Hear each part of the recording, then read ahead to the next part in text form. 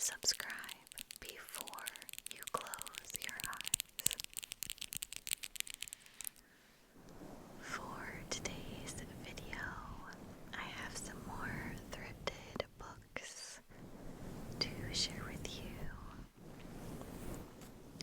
So my parents just sent 3 more huge boxes of books, and I picked some out that I want to read.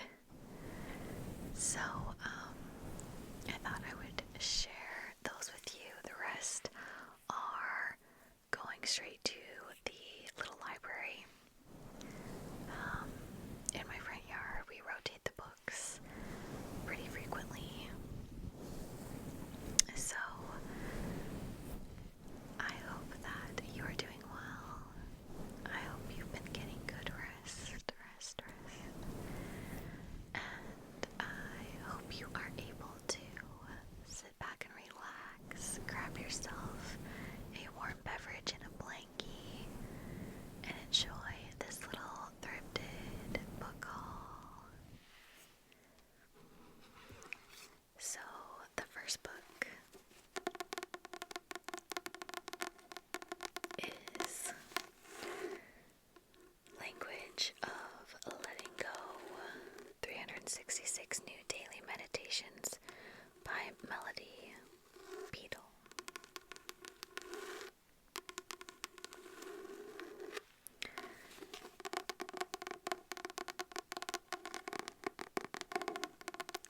It's got a pretty open window with a bird and a warm mug of a warm beverage. So it says, relationships require tending, and who better to turn to in those moments of need than Melody Beatty. Melding essays and meditations, this book offers the best-selling author's reflections on the joys and challenges that relationships present every day, distilling her compassionate insights on how best to nurture spiritual and emotional health. Beatty touches on questions of honesty and surrender, defensiveness and trauma addiction, healthy communication and unhealthy tendencies. Her characteristically direct, unsentimental words give voice to the thoughts and feelings common to men and women in recovery and point the way to healing and hope by creating opportunities for reflection, affirmation, and change.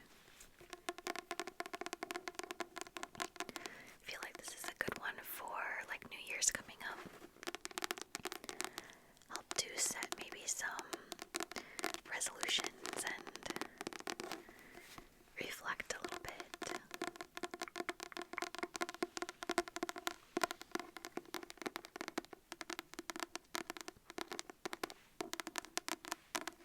I really like the covers on the color, kind of matches my shirt.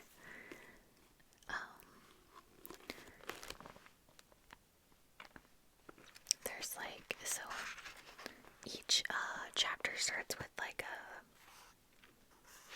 I don't know, like a mantra to say, or like an affirmation, I guess, kind of. It says, so one of them is, God help me learn to enjoy the people and experiences in my life. Another one is, God help me let go of everything that is blocking me from fully, joyfully living my life today. So, yeah, I'm excited to check this one out. And then we have A Cozy Murder Mystery by Joan Hess.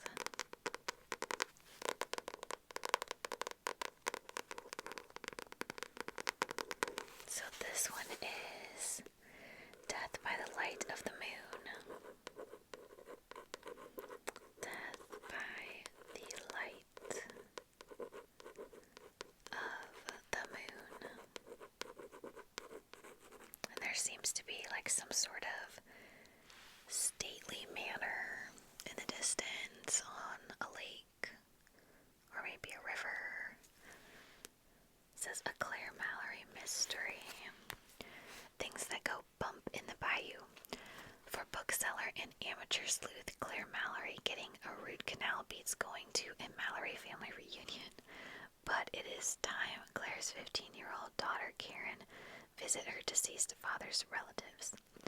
Now Claire and Karen have arrived at Mallory Manor, a rundown mansion in Louisiana's Bayou Country, where the mosquitoes are big enough to barbecue. The swamp is crawling with alligators. The butler looks like he stepped out of a teen slasher movie, and the wheelchair-bound matriarch, Miss Justicia, races around the grounds, cackling like a loon. It's the perfect setting for a murder. Before a night has passed, Miss Justicia is sleeping with the fishes. The police call it a tragic accident. Karen is all for calling a cab, but Claire wants to have a closer look at her loving relatives, since she has a hunch leaving Mallory Manor isn't going to be all that easy, and neither is staying alive. Sounds interesting. There's a lot going on there. A lot to unpack.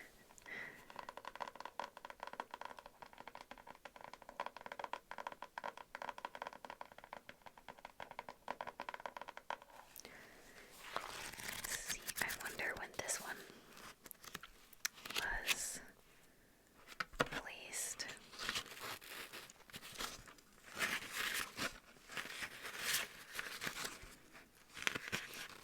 1992.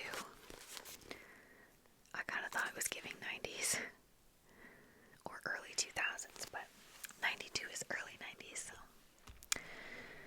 Okay, so this one is a history book. It is The Rebels of Ireland.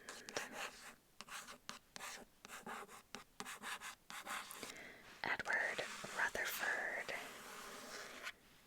is the author.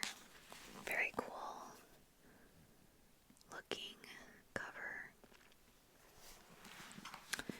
It says Cromwell, the Family, W.B. Yeats, and the Women of the Easter Rising. Edward Rutherford brings Irish history to life through the tales of families whose fates rise and fall in each generation. Brothers who must choose between fidelity to their ancient faith and the security of their families. A wife whose passion for a charismatic Irish chieftain threatens her comfortable marriage to a prosperous merchant. A young scholar whose secret rebel sympathies are put to the test. Men who risk their lives and their children's fortunes in the tragic pursuit of freedom, and those determined to exterminate the rebels once and for all. Through the stories of people from all strata of society, Protestant and Catholic, rich and poor, conniving and heroic, Rutherford spins a saga of Ireland's 400-year path to independence in all its drama, tragedy, and glory. So that sounds pretty interesting. My family is, a lot of it is Irish. Both my grandmas are Irish.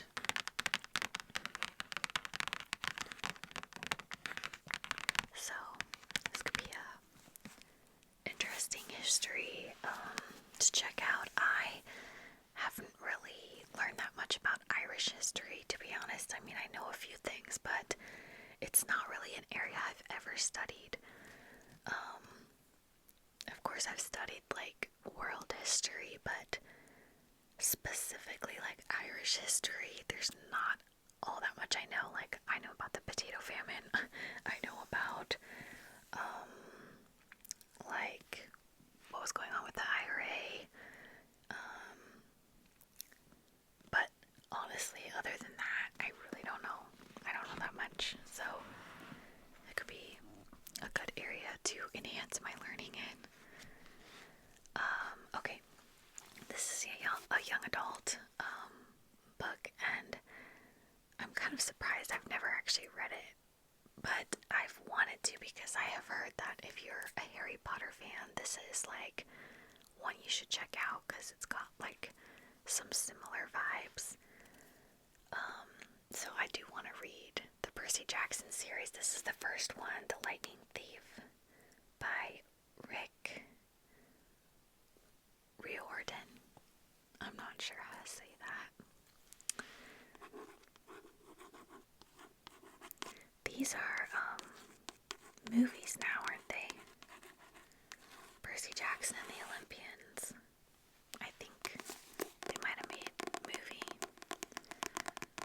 I'll have to look. I didn't see that either, if it is one. Percy Jackson is about to be kicked out of boarding school again, and that's the least of his troubles. Lately, mythological monsters and the gods of Mount Olympus seem to be walking straight out of the pages of Percy's Greek mythology textbook and into his life. And worse, he's angered a few of them. Zeus's master lightning bolt has been stolen, and Percy is the prime suspect. Now Percy and his friends have just 10 days to find and return Zeus's stolen property and bring peace to a warring Mount Olympus. But to succeed in his quest, Percy will have to do more than catch the true thief. He must come to terms with the father who abandoned him, solve the riddle of the oracle which warns him of betrayal by a friend, and unravel a treachery more powerful than the gods themselves. I mean, that sounds really good. I was obsessed with Greek mythology when I was in high school. I took a class where part of it we studied Greek mythology. We also did Norse mythology, Latin gods. I can't remember now. Other stuff, Egyptian. I don't know, folklore, that kind of stuff. But this sounds really good. Okay, this is another murder mystery, I believe. This is CJ Box, The Highway.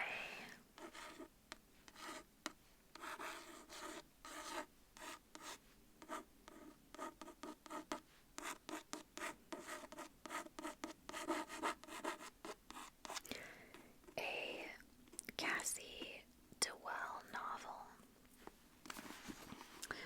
So it says, when two sisters set out across a remote stretch of Montana road to visit their friend, little do they know it will be the last time anyone might ever hear from them again. The girls in their car simply vanish. Former police investigator Cody Hoyt has just lost his job and has fallen off the wagon after a long stretch of sobriety. Convinced by his son and his former rookie partner, Cassie Dewell, he begins the drive south to the girls' last known location. As Cody makes his way to the lonely stretch of Montana highway where they went missing, Cassie discovers that Gracie and Danielle Sullivan aren't the first girls who have disappeared in this area. This majestic landscape is the hunting ground for a killer whose viciousness is outmatched by his intelligence, and he might not be working alone. Time is running out for Gracie and Danielle. Can Cassie overcome her doubts and lack of experience and use her innate skill? Can Cody Hoyt battle his own demons and find this killer before another victim vanishes on the highway? Honestly, I'm gonna have to start this and see, if it's too scary, I probably won't keep going with it. These kind of abduction books or, movies, TV shows, anything like that, I have a hard time, if it gets too scary. So we'll see. I might finish it, I might not. I might just put it out in the library if it starts getting too scary. Home invasion and abduction themes is too much for me. I don't like it. It's a very uneasy feeling I get when reading about it. So we'll see if it's too scary. I'll have to just move on. So this one is Iron Lake by William Kent Kruger.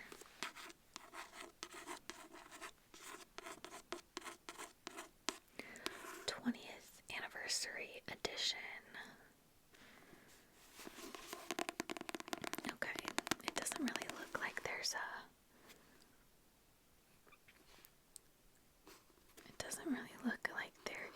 anything us about the book.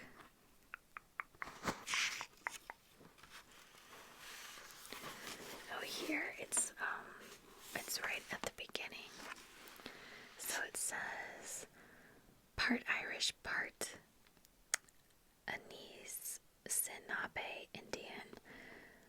Cork O'Connor is the former sheriff of Aurora, Minnesota, population 3,752. Once a cop on Chicago's south side, there's not much that can shock him. But when the town's judge is brutally murdered and a young Eagle Scout is reported missing, Cork takes on this complicated and perplexing case of conspiracy, corruption, and a small-town secret that hits painfully close to home.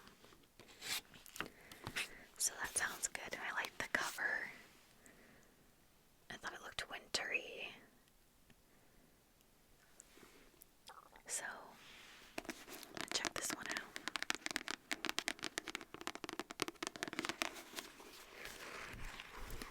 So this author has like a ton of other titles, and it says that this was the book that basically started it all.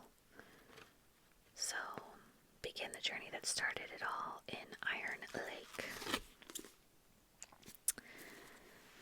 Alright, and then the next one is like I don't know, it seems like a feel-good, like, I don't know, happy relationship type book. General fiction, I guess. It's Maeve Binchy. A Week in Winter. The author of Minding Frankie. A Week in Winter. Got a cozy looking house on there. So it says, a hopeful, loving novel chronicling lives shaped by good deeds, small favors, and honest counsel along the rocky crags of the Irish coast. Stonybridge is a small town on the west coast of Ireland where all the families know one another. When Chicky Star decides to take an old decaying mansion set high on the cliffs overlooking the windswept Atlantic Ocean and turn it into a restful place for a holiday by the sea, everyone thinks she's crazy. Helped by Rigger, a bad boy turned good who is handy around the house, and Orla, her niece, a whiz at business, Stonehouse is finally ready to welcome its first guest to the big warm kitchen, log fires, and understated elegant bedrooms. Laugh and cry with this unlikely group as they share their secrets, and maybe even see some of their dreams come true. Full of Maeve's trademark warmth and humor, once again she embraces us with her grand storytelling. So it just sounds like a fun, cozy, novel. Something fun to read by the fire or in the bathtub.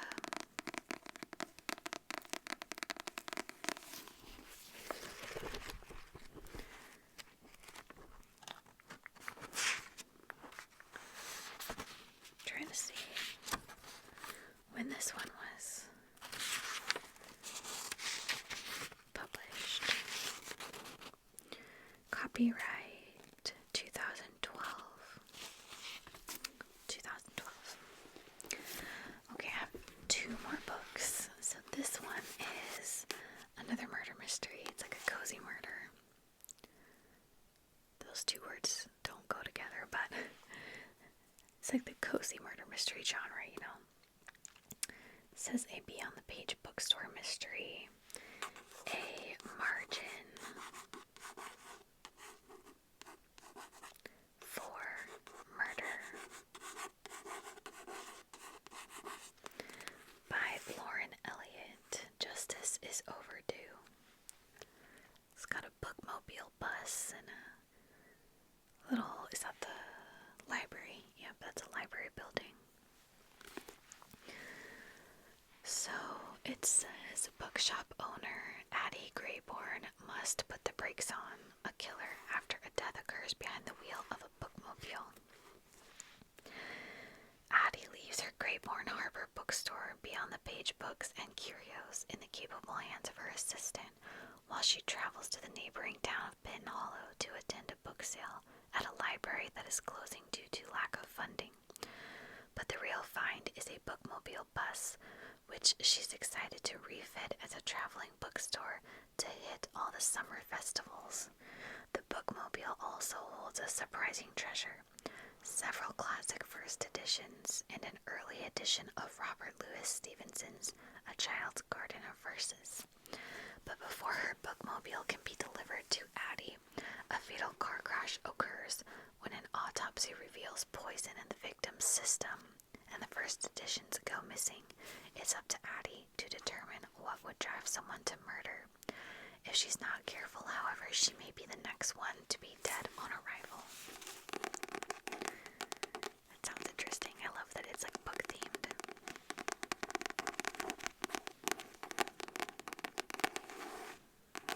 We've got matching my shirt again, the yellow.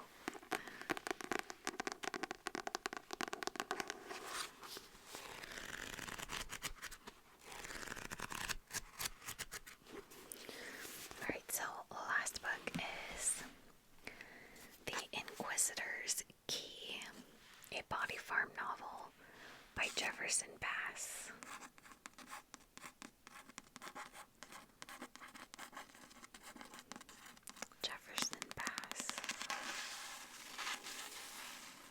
So I remember thinking when I read the back of this for the first time that it was giving Dan Brown, like, what is that one called? Anyway, it's a very famous Dan Brown novel, and they made movies out of it with Tom Hanks, and I can only think of the name of what I think is the third one, which is Inferno. I don't know why I'm blanking, but most of you probably know what I'm talking about.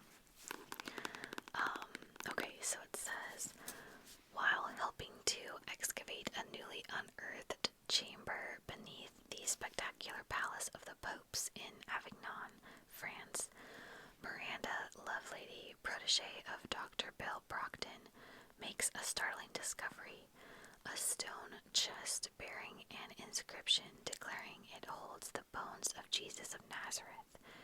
The find could rock the church to its very foundations, and it draws Brockton from the body farm to determine the truth using modern forensic science. But when Brockton and Miranda link the bones to the haunting image on the famous Shroud of Turin, their investigation sparks a deadly tug-of-war between scientists, the Vatican, and apocalypse-obsessed fanatics, and a newly slain corpse soon appears on hallowed ground. Suddenly, the search for answers to a mystery born in an ancient era has taken on a frightening urgency, as a crazed zealot waits in the shadows, determined to trigger the end of time. Da Vinci Code. That's what I was trying to think of. That's the book.